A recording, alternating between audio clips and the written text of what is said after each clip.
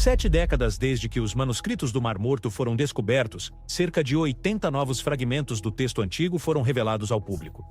Disseram que alguns manuscritos se perderam com o tempo, mas e se a IA acabou de encontrar o que não era para ser lido? Em 2021, arqueólogos arriscaram tudo para alcançar uma caverna selada por 60 anos. Amir da caverna, você me ouve? Eu ouço. Venha rápido, descobrimos coisas incríveis. Sério, o que vocês encontraram? O que eles descobriram não era apenas escritura, era uma história enterrada de propósito. Escrita em grego, marcada em hebraico, escondida por uma razão. Então as máquinas intervieram. Elas preencheram as lacunas, decodificaram o silêncio. O que revelaram? Você não está preparado. A inteligência artificial acabou de decifrar os manuscritos do Mar Morto e é pior do que pensávamos. 15 colunas de texto em grego antigo vistas pela primeira vez em quase 2000 anos. O silêncio foi substituído por algo mais alto. E para aqueles que se apegam a velhas certezas, as coisas estão prestes a ficar desconfortáveis. Zacarias escreve sobre o que está por vir, desde a reconstrução do Templo e de Jerusalém até um rei messiânico vindouro. A descida na caverna do horror. Quando os arqueólogos desceram em uma caverna da Judéia em 2021, eles não estavam apenas procurando por ossos ou cerâmica. Eles buscavam algo mais profundo, algo que estava enterrado sob poeira e tempo por mais de 60 anos. O que eles descobriram foi apenas o começo. O verdadeiro choque viria depois, quando a inteligência artificial entrou em cena para juntar as peças. Vamos chegar a isso. Mas, primeiro, vamos ver onde tudo começou. Para entrar na caverna, os pesquisadores tiveram que descer de rapel uma queda íngreme de 80 metros da borda do penhasco. Não era apenas arriscado, era fisicamente exigente. Mas, para Oren Abelman e sua equipe da Autoridade de Antiguidades de Israel, o esforço valia a pena. Escondidos profundamente naquelas rochas estavam fragmentos de textos antigos. E não eram apenas quaisquer textos, eram pedaços dos manuscritos do Mar Morto. Pequenos fragmentos frágeis que, de alguma forma, sobreviveram a séculos de calor, decomposição e silêncio. Abelman admitiu que o que encontraram não era muito em tamanho. Estes são pequenos fragmentos, disse ele. Mas, mesmo fragmentos podem dizer muito quando colocados na ordem certa. A equipe conseguiu remontar alguns deles como um quebra-cabeça. Lentamente, frases e significados começaram a ganhar vida, oferecendo uma ideia aproximada do que já foi. A caverna onde tudo isso aconteceu é conhecida oficialmente como Caverna 8, mas a maioria a chama de outra coisa: a Caverna do Horror. Esse nome não foi escolhido ao acaso, veio do que foi encontrado lá dentro. Nos anos 1950 e 1960, exploradores como o professor Yigael Yadin e o professor Yohanan Aharoni já haviam investigado o local. Até mesmo os beduínos locais na região do Negev tinham se interessado por ele. As descobertas deles pintaram um quadro assombroso. Por volta de 135 da Era Comum, durante a queda da revolta de Bar Kokhba, um grupo de homens, mulheres e crianças judeus procurou abrigo na caverna. Aproximadamente 40 pessoas no total. As forças romanas rapidamente cercaram a área e acamparam logo acima do penhasco. Sem saída, as pessoas dentro enfrentaram uma escolha impossível. Eles se recusaram a desistir. Um por um, morreram presos, sedentos e esquecidos. Seus esqueletos permaneceram onde caíram. Isso, mais do que qualquer outra coisa, é o motivo pelo qual a caverna ganhou seu nome sombrio. Agora, avançando para o presente. Esses novos fragmentos foram retirados da mesma caverna, e graças às ferramentas modernas, os estudiosos puderam examiná-los mais de perto do que nunca. Mas não é apenas o olho humano que os estuda agora. A inteligência artificial entrou em cena, e o que está começando a revelar pode mudar tudo o que pensávamos saber sobre esses textos antigos. Deixe-me explicar. Os pergaminhos que sobreviveram. Encontrar algo novo na Caverna do Horror parecia improvável após tantos anos, mas às vezes são as menores coisas escondidas à vista de todos que mudam tudo. E desta vez, o que parecia nada mais do que uma mancha na poeira revelou-se muito mais importante. Mais de 60 anos depois que os professores Yigael Yadin e Yohanan Aharoni exploraram a caverna, os pesquisadores voltaram com ferramentas melhores e olhos mais atentos. As condições secas, abrigadas e isoladas da caverna fizeram um bom trabalho preservando qualquer coisa presa lá dentro. Mas, mesmo assim, o ambiente não era fácil de trabalhar. Luz fraca e camadas espessas de poeira dificultavam a identificação de algo fora do comum. Um dos arqueobotânicos da equipe notou algo: marcas tênues em um aglomerado de pequenos fragmentos. Nada nele se destacava a princípio. Mas após um exame mais minucioso, aqueles pequenos pedaços empoeirados revelaram vestígios de tinta, sinais de letras que levaram a uma descoberta importante. Eles faziam parte de um pergaminho antigo. Era uma pista sutil que poderia ter sido ignorada, mas levou a uma nova onda de entusiasmo.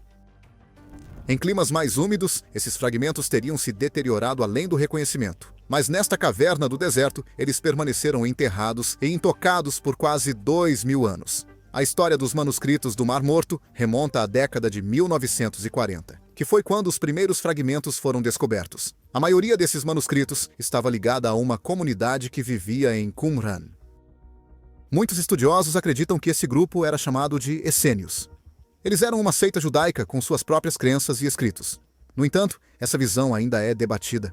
O que tornou os manuscritos do Mar Morto, originais, uma descoberta tão importante foi o seu conteúdo. Eles não eram simplesmente cópias de textos religiosos conhecidos. Incluíam os manuscritos bíblicos mais antigos já descobertos. Além disso, havia também escritos judaicos que se perderam ao longo do tempo. Esses escritos abriram uma janela mais clara para as crenças e discussões que estavam moldando a vida judaica na época.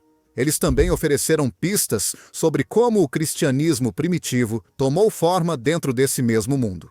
Mas agora há algo mais em jogo. A inteligência artificial está sendo usada para analisar esses fragmentos de uma forma que nenhum humano jamais poderia. E o que está descobrindo, apertar esse botão de curtir, pode te levar um passo adiante nessa jornada misteriosa. A criança, o cesto e os pergaminhos. Escondida sob a terra seca e a poeira do tempo, a caverna começou lentamente a revelar partes de um mundo há muito desaparecido. Junto aos fragmentos de pergaminhos, os arqueólogos encontraram algo profundamente pessoal. Perto da entrada da caverna, logo abaixo de duas pedras planas, eles descobriram os restos mumificados de uma criança. Estima-se que tenha entre 6 e 12 anos de idade. O corpo da criança foi colocado cuidadosamente em posição fetal, com a cabeça e o tronco envoltos em tecido. Os pés permaneceram expostos. Nas mãos, segurava outro pedaço de tecido. A forma como a criança foi sepultada sugeria que alguém a enterrou com cuidado. Testes posteriores confirmaram que os restos tinham aproximadamente 6.000 anos de idade. Esta descoberta foi notável não apenas pela idade, mas também pelo estado de preservação. O ar seco dentro da caverna manteve o corpo intacto e congelado no tempo. Os pesquisadores acreditam que o clima e a técnica de sepultamento desempenharam um papel em como ele se preservou tão bem ao longo dos séculos. O pequeno corpo, envolto e repousando logo abaixo da terra, parecia uma mensagem de outra era. Isso não foi tudo o que a equipe encontrou, mas no fundo da caverna eles se depararam com um grande cesto trançado. Sua condição estava quase impecável. Trançado firmemente, com uma forma feita para armazenamento, o cesto tinha um volume estimado de cerca de 100 litros. Análises posteriores dataram-no do período Neolítico. De fato, revelou-se ser o cesto mais antigo já encontrado, datando de quase 9.000 anos. Oren Abelman explicou que descobertas como esta deram aos pesquisadores uma nova perspectiva sobre o desenvolvimento humano inicial. O cesto veio de um período conhecido como Neolítico Pré-Cerâmico B, uma época antes do desenvolvimento da cerâmica. Foi um tempo em que as comunidades no Oriente Próximo estavam lentamente se afastando da caça e coleta. Eles tinham começado a formar aldeias agrícolas primitivas. Este foi um momento crucial na história humana. As pessoas estavam começando a se estabelecer, cultivar e construir casas permanentes. A cesta não era apenas um objeto para guardar coisas. Representava um modo de vida que estava se formando. A caverna ofereceu mais do que pergaminhos e ossos antigos. Ela deu aos pesquisadores uma visão rara de como as pessoas antigas viviam, cuidavam de seus filhos e armazenavam seus alimentos. Cada objeto acrescentava algo novo ao quadro. Ecos dos profetas. Nem tudo que sobrevive do passado vem em forma completa. Às vezes, chega em pedaços, pequenos e desgastados, mas ainda poderosos o suficiente para carregar significado. Esse foi o caso dos fragmentos de pergaminho encontrados durante a escavação. Embora fossem apenas parciais, os pesquisadores conseguiram encaixar alguns deles. No total, cerca de 80 pedaços individuais de pergaminho foram recuperados. Após analisá-los de perto, a equipe os vinculou ao que é conhecido como o Rolo dos 12, também chamado de Rolo dos Profetas Menores. Partes deste mesmo rolo já haviam aparecido antes. No início da década de 1950, beduínos locais na área de Nahal Hever encontraram peças semelhantes e mais tarde as venderam em Jerusalém. O que se destacou nesses fragmentos recentes não foi apenas a sua idade ou condição, foi a língua em que foram escritos. Como descobertas anteriores, essas novas peças foram escritas em grego, não em hebraico. De acordo com o pesquisador Oren Ableman, isso era incomum. A maioria dos textos bíblicos descobertos no deserto da Judéia está em hebraico ou aramaico. Pergaminhos gregos, especialmente deste tipo, são raros nesta região. A escrita em si foi feita por 2 escribas diferentes, cada um com uma caligrafia ligeiramente diferente. O conteúdo não correspondia à Septuaginta tradicional, que é a tradução grega mais amplamente conhecida da Bíblia hebraica. Mas Ableman explicou que o pergaminho ainda está relacionado. Parece ser uma reformulação ou uma variante da Septuaginta, o que sugere que as comunidades que usavam esses pergaminhos tinham suas próprias maneiras de preservar e interpretar as escrituras. A textura do pergaminho correspondia a peças anteriores encontradas na mesma região. Essa consistência ajudou a confirmar que os fragmentos faziam parte do mesmo pergaminho daqueles descobertos há décadas. Quanto ao conteúdo, ele veio dos 12 livros proféticos que aparecem tanto na Bíblia judaica quanto no Antigo Testamento cristão. Os pesquisadores conseguiram distinguir cerca de 11 linhas de texto dos fragmentos recém-reconstituídos. Entre eles estavam passagens do livro de Naum. Essa seção específica falava do julgamento e poder divinos, descrevendo um mundo tremendo sob o peso da ira de Deus. Outra parte do pergaminho citava o livro de Zacarias. Essa porção focava em valores morais e na reconstrução da comunidade após o exílio babilônico.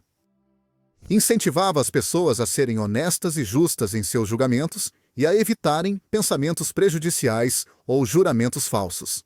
Mesmo que os fragmentos sejam pequenos, o que contém é incrivelmente valioso. Eles oferecem uma visão direta de como os textos antigos eram lidos, reescritos e compartilhados. Cada palavra que sobreviveu ajuda os pesquisadores a rastrear como os escritos sagrados se moveram ao longo do tempo e da cultura.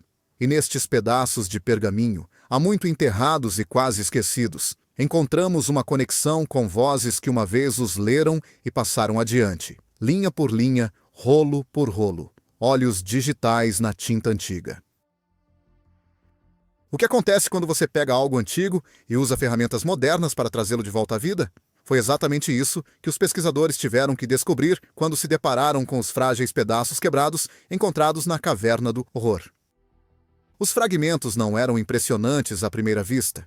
A maioria era pequena. Alguns mal tinham o tamanho de uma unha. Eles foram esmagados, escurecidos e enfraquecidos por quase 2000 anos de exposição e decadência, e com tantos pedaços espalhados e danificados, como você começa a entender tudo isso? Os métodos tradicionais tinham seus limites, e havia o risco de causar mais danos durante a análise, então a equipe teve que pensar de forma diferente. Desta vez, eles recorreram à inteligência artificial. Eles não estavam atrás de segredos perdidos ou códigos misteriosos. O objetivo deles era simples. Eles queriam recuperar o máximo possível do texto original, e isso precisava ser feito sem destruir o pouco que restava.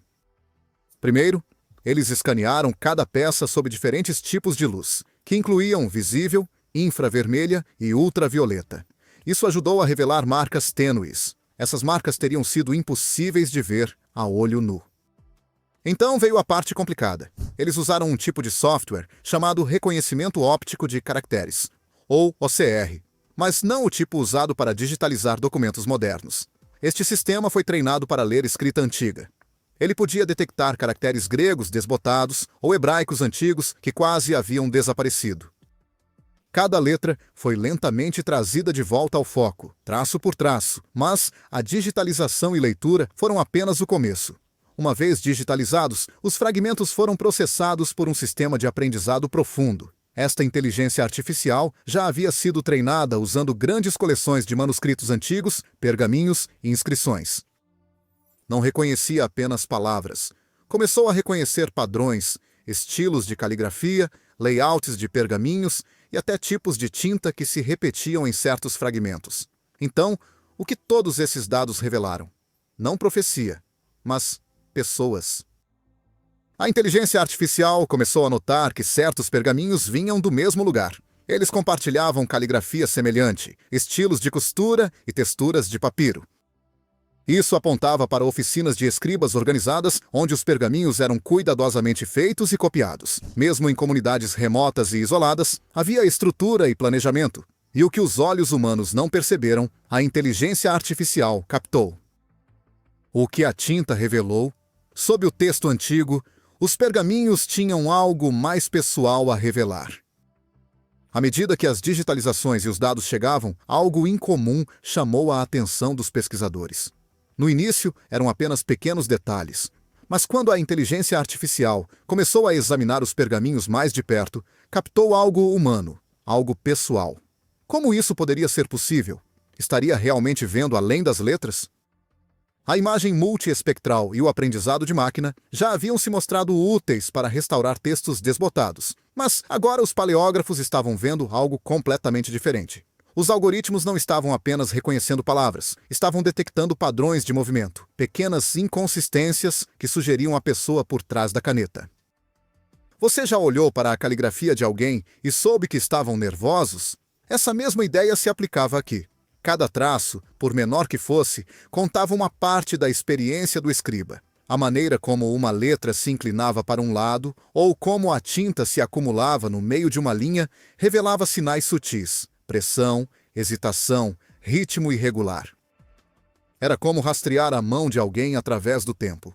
Cada variação marcava a impressão digital única de um escriba, preservada ao longo de séculos de decadência.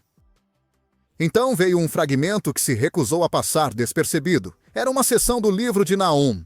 À primeira vista, parecia apressado, até descuidado. Letras irregulares, tinta ficando rala.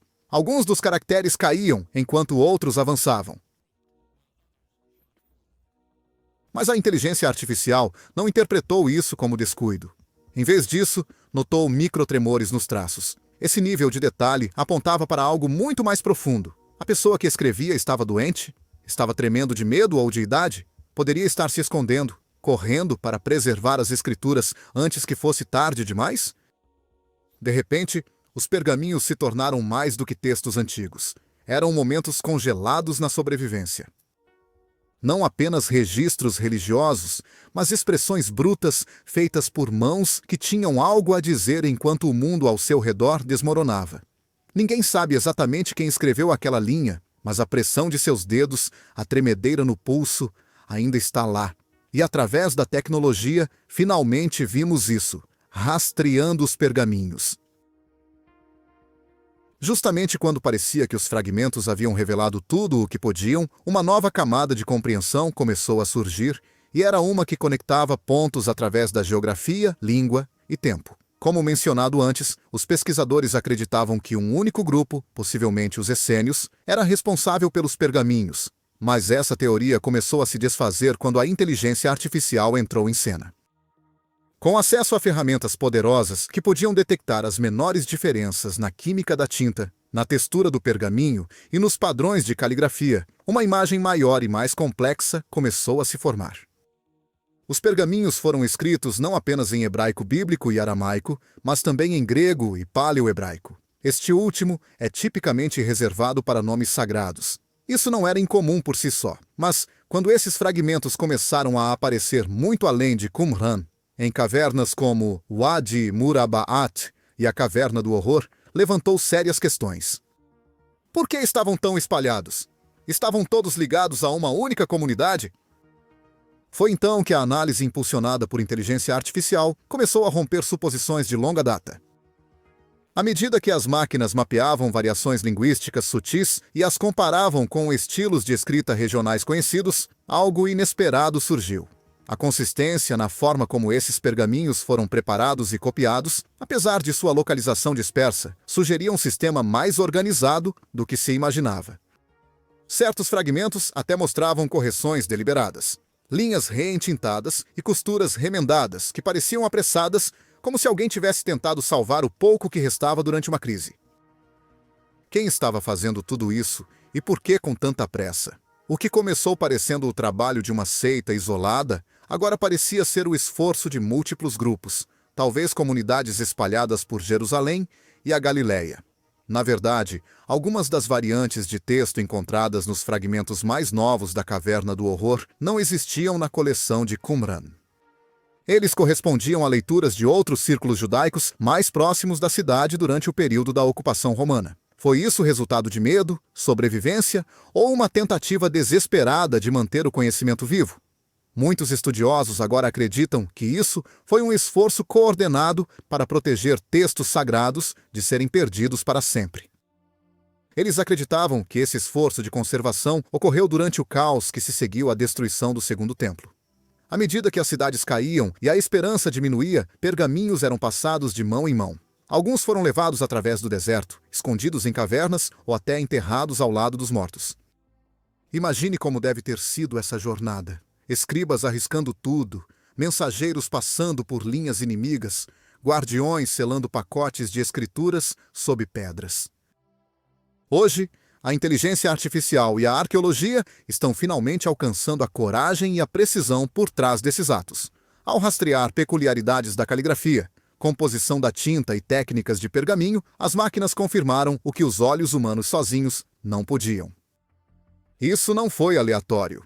Foi preservação com propósito. Uma rede esquecida manteve os pergaminhos vivos, e agora, séculos depois, o código dessa rede está sendo decifrado peça por peça. As linhas perdidas dos pergaminhos. Conforme os pesquisadores avançavam com a imagem por inteligência artificial e modelagem linguística avançada, os fragmentos antigos começaram a revelar algo inesperado. Eles não estavam apenas traduzindo textos antigos, estavam levantando uma cortina sobre decisões tomadas há milhares de anos. Os pedaços danificados, cheios de rachaduras e bordas desgastadas, não eram todos aleatórios. Alguns padrões continuavam se repetindo. Era apenas erosão ou alguém, em algum momento, fez escolhas sobre o que deveria sobreviver? Uma coisa tornou-se difícil de ignorar. Certos livros bíblicos bem conhecidos simplesmente não apareciam. O livro de Ester não estava em lugar nenhum. Como um livro tão proeminente na tradição judaica, poderia estar completamente ausente. O mesmo aconteceu com os livros das crônicas, que eram essenciais para rastrear linhagens sacerdotais e a história real.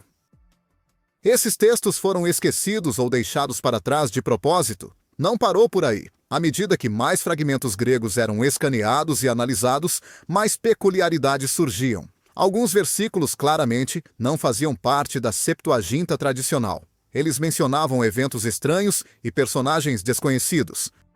Algumas passagens pareciam mudar completamente o tom, passando de comando divino para consenso de grupo. Outros textos inclinavam-se mais para rituais comunitários do que para a adoração centralizada. Isso por si só sugeria divisões profundas. Então veio a reviravolta mais inesperada.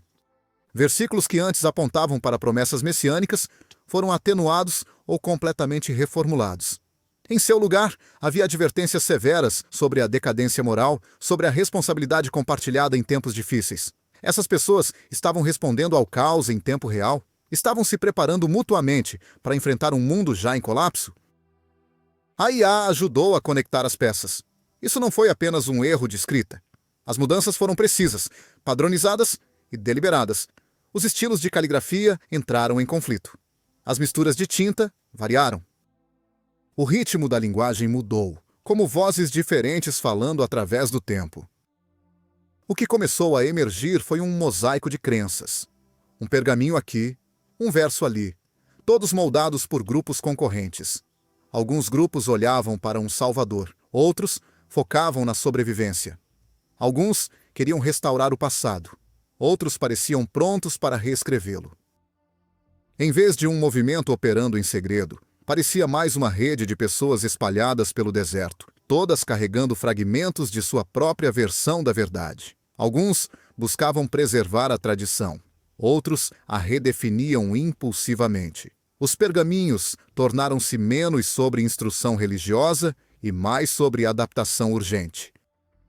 As pessoas estavam tentando se apegar ao que importava, enquanto tudo ao redor delas desmoronava. E através dessa lente, os pergaminhos deixaram de ser documentos históricos silenciosos. Eles começam a parecer evidências de pessoas presas no meio do conflito, reescrevendo seu mundo palavra por palavra. Os pergaminhos que desafiam as escrituras. Quanto mais os pesquisadores avançavam com os pergaminhos, mais claro ficava que não se tratava de um único arquivo religioso limpo.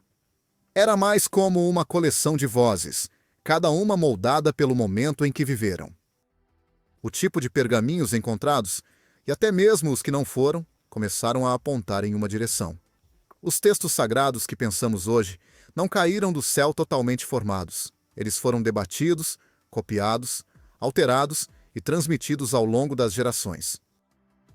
Um grande segmento dos pergaminhos foca em textos bíblicos, mas há um porém. Naquela época, não havia uma única Bíblia. Essa palavra, esse conceito, nem sequer existia. Então, o que eles estavam copiando?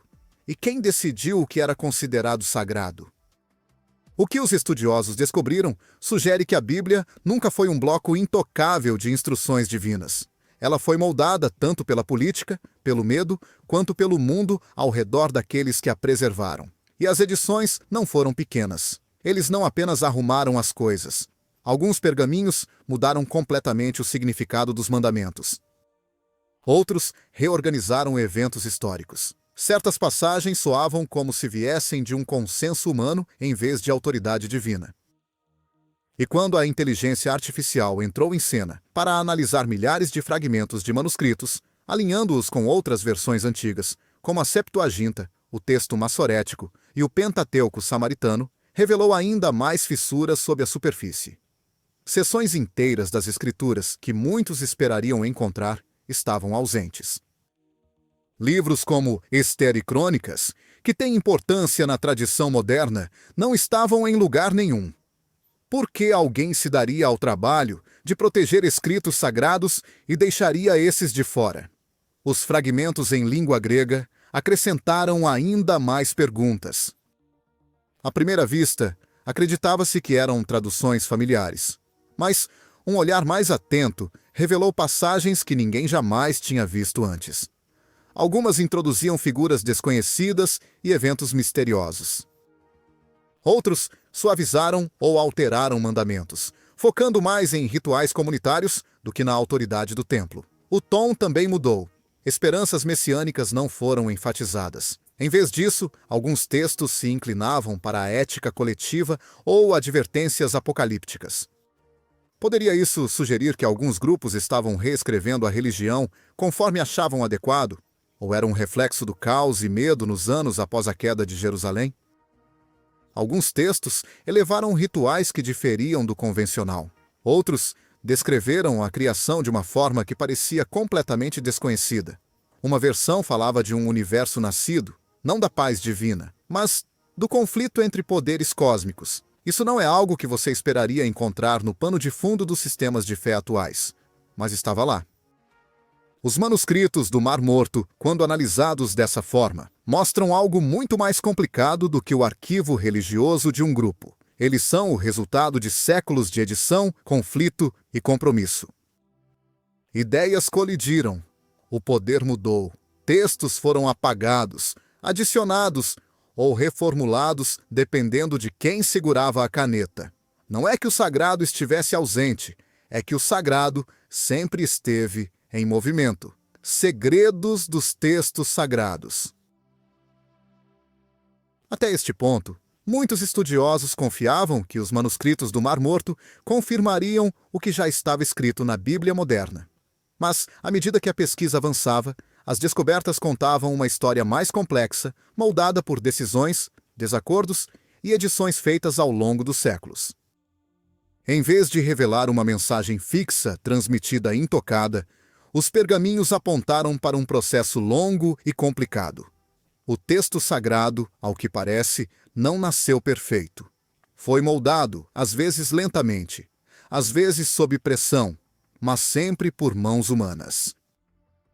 A mudança na compreensão foi impactante. Estes não eram apenas fragmentos antigos. Eles eram a prova de que a versão da Bíblia, que a maioria das pessoas lê hoje, é o resultado de revisões pesadas, exclusões e redirecionamentos. Alguns pergaminhos tinham mandamentos ausentes. Outros moveram eventos importantes. Em alguns casos, figuras ou leis inteiras estavam ausentes. Como você explica isso? E então veio a pergunta maior. Se as escrituras foram editadas ao longo do tempo, quem decidiu o que manter e o que deixar de fora? Quem tinha a autoridade para traçar a linha entre a verdade divina e a adição feita pelo homem? Isso não era apenas sobre textos antigos. Isso atingia o cerne dos sistemas de crenças pelos quais milhões vivem. Muitas tradições religiosas ensinam que suas escrituras foram transmitidas perfeitamente, mas e se a perfeição nunca foi o objetivo? E se a sobrevivência, a política e o poder tivessem mais influência sobre o que permaneceu no cânone do que alguém gostaria de admitir? Para estudiosos e crentes, a descoberta forçou uma pausa. Os pergaminhos não destruíram a fé, mas exigiram um olhar mais profundo sobre como a fé é formada.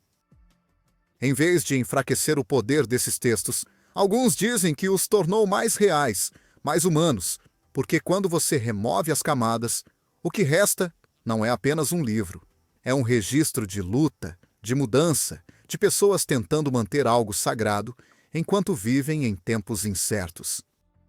Olhando para os fragmentos, traduções e lacunas, uma coisa fica clara. Os manuscritos do Mar Morto fazem mais do que acrescentar à história.